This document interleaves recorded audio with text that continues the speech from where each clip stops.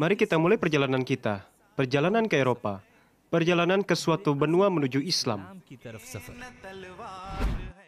Selama 14 abad, orang-orang bangsa ini belum mendengar apapun tentang Allah, Islam, ataupun Al-Quran. Situasi ini baru akan berubah dengan kedatangan Hazrat Masih Maud alaihissalam. Jemaatnya akan mengirimkan para mubalik ke seluruh dunia. Saya Arsalan Ahmad. Saya seorang mubalik jemaat ini dan saya ingin membawa kalian dalam suatu perjalanan. Suatu jenis perjalanan yang merupakan perjalanan para mubalik awalin di tanah Eropa. Saya sedang meneliti perjalanan bersejarah mereka tersebut. Saya ingin mengetahui siapa-siapa saja para mubalik ini yang melaluinya matahari Islam mulai terbit dari barat.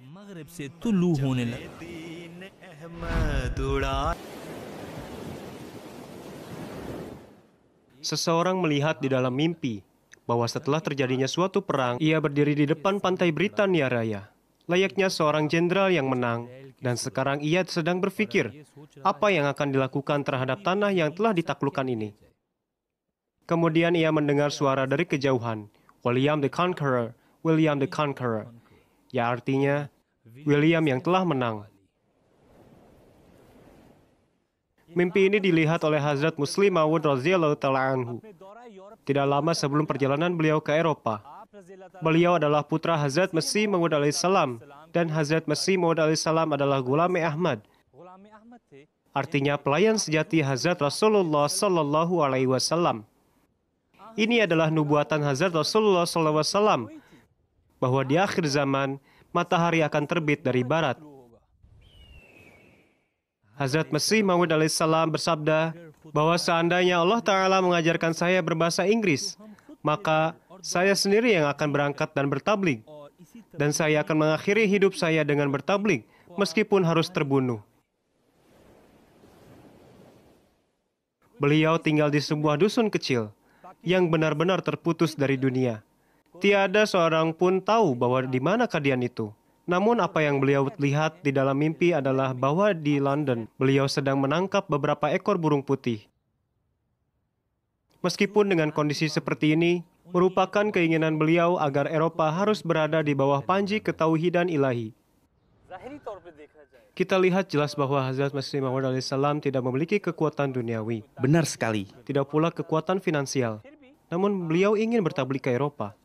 Ya, sejauh yang beliau ingin lakukan, Allah Ta'ala telah memberinya misi tersebut.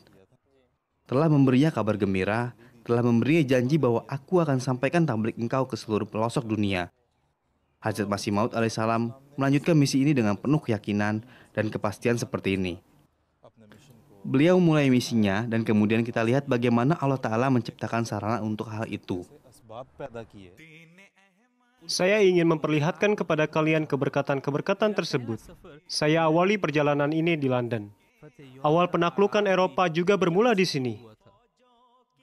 Meskipun belum ada kekuatan material atau duniawi, namun mubalik pertama pun tetap dikirimkan. Pada tahun 1913, Hazrat Khalifatul Masih Awal radhiyallahu ta'ala an mengutus Hazrat Chaudhry Fateh Muhammad Sial Sahib radhiyallahu ta'ala anhu ke Eropa, di sini di London. Saat ini hanya perlu 8-9 jam perjalanan untuk sampai ke sini. Namun pada saat itu, bisa menghabiskan berminggu-minggu atau berbulan-bulan. Hazrat Chaudhry Fateh Muhammad Sial Sahib hanya mengenal London dari buku. Musim dinginnya, orang-orangnya, makanannya, semuanya baru. Namun satu hal yang pasti adalah bahwa beliau mendapatkan kehormatan untuk menjadi mubalik pertama di Eropa. Betapa luar biasa semangat Hazrat Chaudhry Fateh Muhammad Sial Sahib radhiyallahu ta'ala anhu ini demi menyebarkan Islam. Dan mengapa tidak? Karena beliau telah menghabiskan waktu untuk tinggal bersama dengan Hazrat Masih Maud alaihissalam.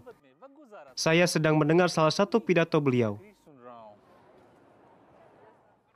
Untuk mencapai derajat kerohanian dan untuk mendapatkan qurub ilahi, sarana terbesarnya ada saat ini, yakni mengorbankan waktu kalian demi Islam, menyerahkan hidup kalian demi Islam, memberikan harta kalian demi Islam, mengerahkan kemampuan kalian demi Islam, menggunakan kecerdasan kalian demi Islam, mendoakan Islam dengan sepenuh hati kalian.